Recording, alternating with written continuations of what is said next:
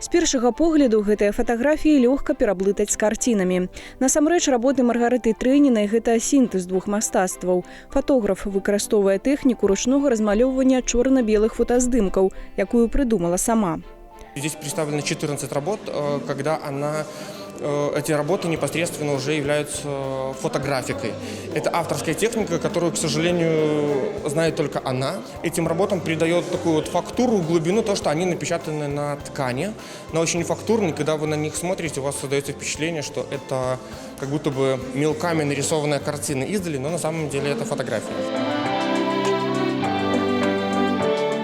У Мінску персанальная выстава Маргарыты Трэнінай ладзіцца ўжо ў 11-й раз. На жаль, зараз яна не змагла прысутнічаць на адкрыцці чарговага праекта па стане здароўя. Але кожны мог адчуць светапогляд фотографа праз яе пейзажы.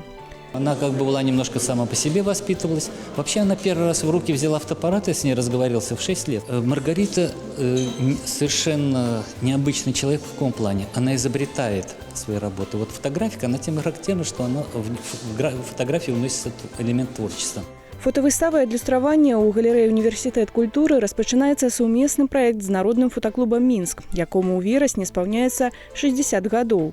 Да юбілейнай даты ў арт-прасторы можна будзе пазнаёміцца з гісторыяй аб'яднання і яго ўдзельнікамі.